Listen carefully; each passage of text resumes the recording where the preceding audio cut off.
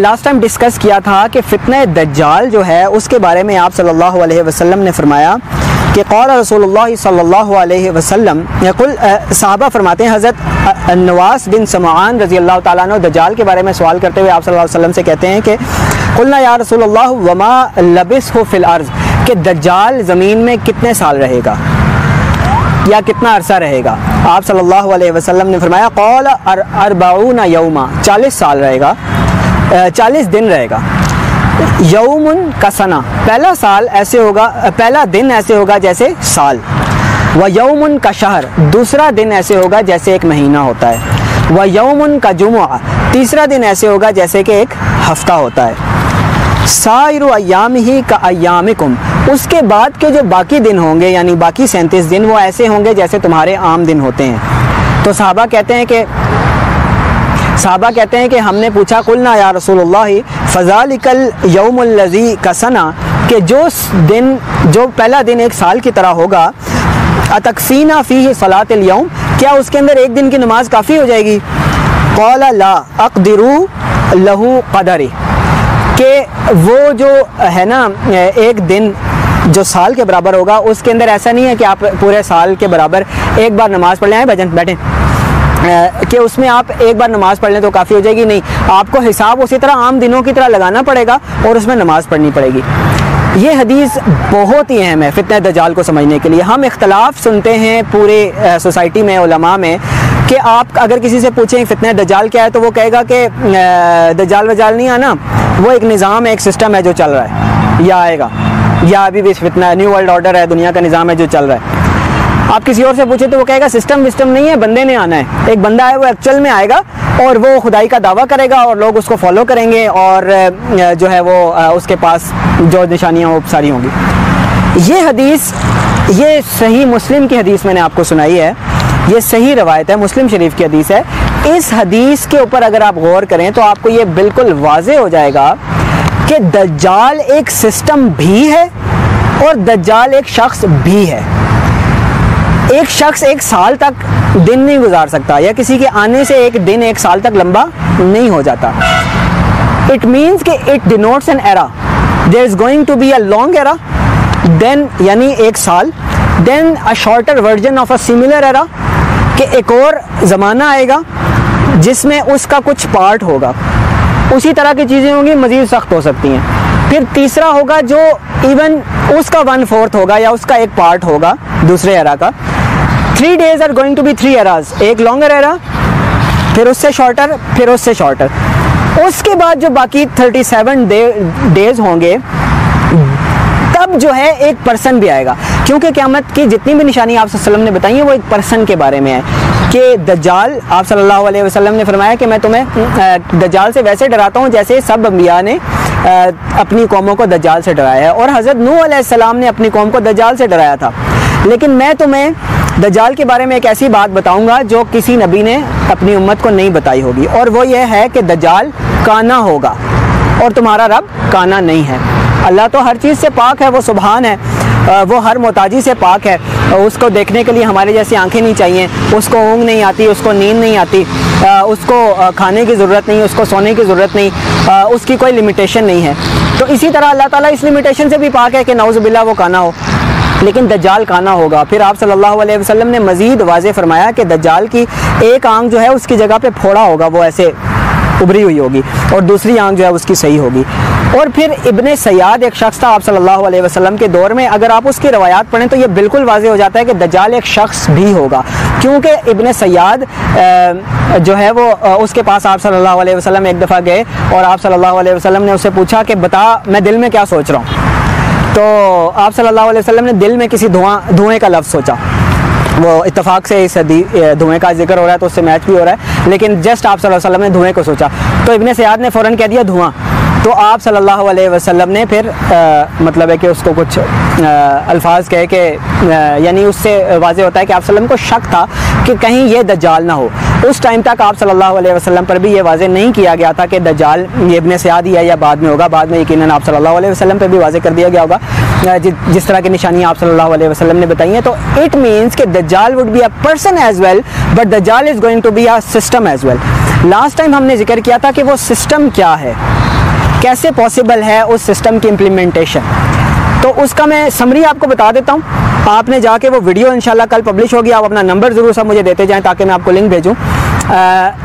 वो सिस्टम जो था, अगर आप गौर करें, जैसे हम रिसर्च करते हैं साइंटिफिक चीज़ों के ऊपर, इस तरह मेरा और आपका काम बनता है कि इन अल्फाज में आप सल्लल्लाहु अलैहि वसल्लम ने जो सीक्रेट्स छुपाए हैं ना, देखें उस दौर में तो आप सल्लल्लाहु अलैहि वसल्लम जिन लोगों से मुखातिब थे वो तो कबायली लोग थे, सहराओं के रहने वाले थे। आप सल्लल्लाहु अलैहि वसल्लम ने इवन टेक्नोलॉजीज़ का जिक्र किया उन लोगों से जो अल्लाह ताला ने आप सल्लल्लाहु अलैहि वसल्लम को दिखाई हैं। लेकिन जब आप रावी से सुनेंगे सुम्मा ततलू राया तो सूद वाली हदीस में, तो रावी कहते हैं कि आप सल्लल्लाहु अलैहि वसल्लम ने किसी चीज़ का जिक्र किया जो मुझे याद नहीं है।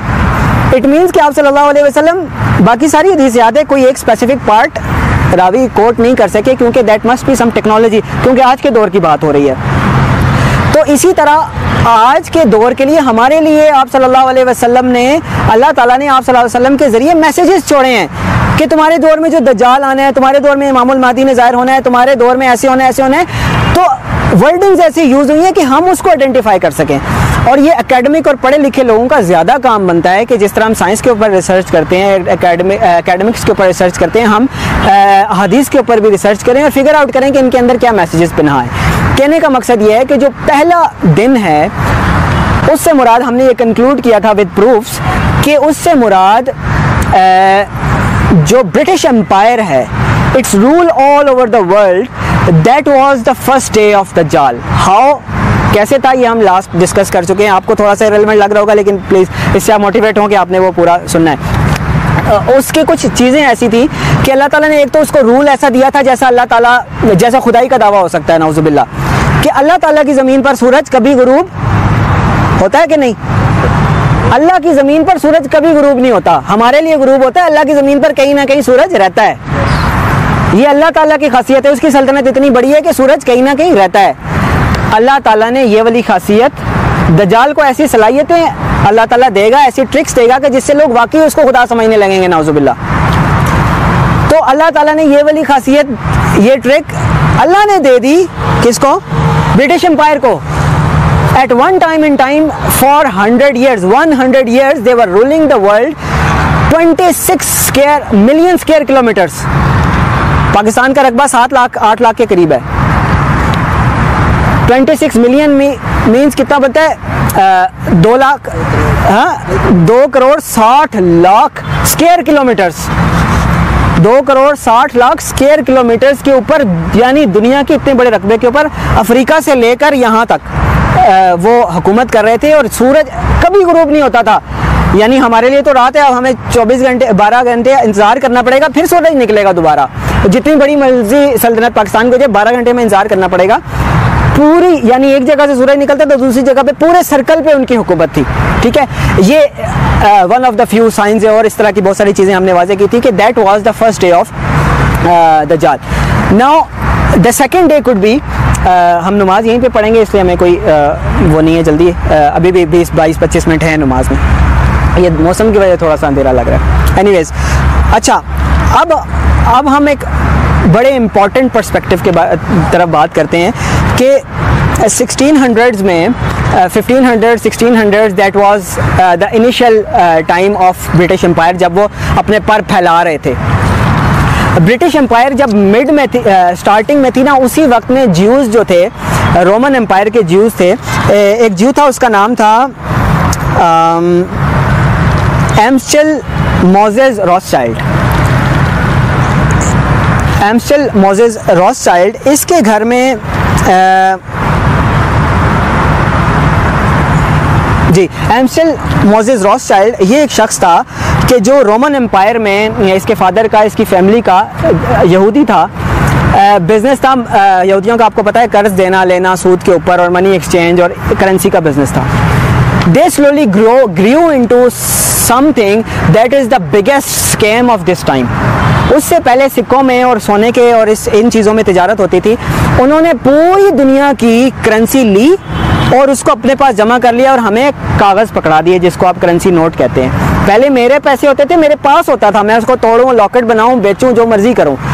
अब I am dependent on the government and on the bank कि जब मर्जी वो आपके बैंक के नोट मनसूख कर देते हैं। अगर आप उस अरसे में बाहर थे या आपको पता नहीं चला या कहीं पहाड़ों में गए हुए थे, आपने न्यूज़ पे ध्यान नहीं दिया, 2 महीने का उन्होंने आपको टाइम दिया, तो 10 करोड़ के भी नोट आपके पास पड़े थे, वो ज़ीरो हैं। ऐसे ही है ना, उनकी खुद वैल्यू नहीं है। Note in itself holds nothing. वो एक गारंटी है जो आपको बैंक देता है, गवर्नमेंट देती है। ये सिस्टम रॉथस्चाइल्ड ने बिल्ड किया और पूरी दुनिया की जो दौलत थी, जो सोना था, एक्चुअल गोल्ड था, वो अपने पास जमा कर दिया। रिजर्व बैंक्स उन्होंने क्रिएट किए और पूरी दुनिया को ऐसे अपने शिकंजे में ले लिया। और वो ऐसे करके ना, वो जैसे पुतली को नचाया जाता है, इस तरह वो नचाते हैं पूरी दुनिया को अपनी फिंगर्स पे। और हमें लगता है कि हमारी गवर्नमेंट है, हमारी गवर्नमेंट नहीं है। ये मैं आपको आज एक न्यूज़ दे रहा हूँ कि there is no government in Pakistan, there is no government in Saudi Arabia, there is no government in United States. ये जो प्रेजेंटर्स होते हैं ना, इनको प्रेजेंटर्स कहना चाहिए। जैसे न्यूज़ कास्टर होता है, उसको नहीं पता होता न्यूज़ कहाँ से आ रही है, कहाँ से जा रही है, वो बस पढ़ रहा होता है, इज़ अ प्रेजेंटर, लेकिन आपको लगता है कि इसने आपको न्यूज़ सुनाई है। इसी तरह ये जो प्रेसिडेंट्स और गवर्नमेंट्स और ये जो स्ट्रक्चर बना हुआ है, they are just presenters, they are presenting whatever is being fed into them. और जब बंदा इस सिस्टम से बाहर होता है ना, तो बड़े बिल शिल फाड़ता है कंटेनर पे चढ़ के, लेकिन जब सिस्टम में आ जाता है, वो कहता है कि मैं जी चेंज ले आऊँगा, ये कर दूंगा, वो कर दूंगा। वो कुछ भी नहीं कर सकता, ज़ीरो चेंज। ओबामा आया, उसने कहा कि चेंज हम अमेरिका की जो पॉलिसी है अफगानिस्तान में, इराक में, हम ख़त्म करेंगे। कोई ख़त्म नहीं कर सका। हम जंगें बंद करेंगे, नहीं बंद करा सका। और इमरान खान ने कहा चेंज। मैं किसी नाम स्पेसिफिक नहीं लेना चाहता, चाहे नवाज शरीफ, इमरान खान हो, मैं हो जाऊँ, अल्लाह माफ़ करे। हम कोई चेंज नहीं ला सकते बिकॉज वो रॉथस्चाइल्ड ऐसे उंगलियों पे गवर्नमेंट्स को नचा रहे हैं। There is one world government, तो that is my friends second day of दज्जाल, जो आज हमारा टॉपिक था कि ब्रिटिश एम्पायर दुनिया से ख़त्म हो गई।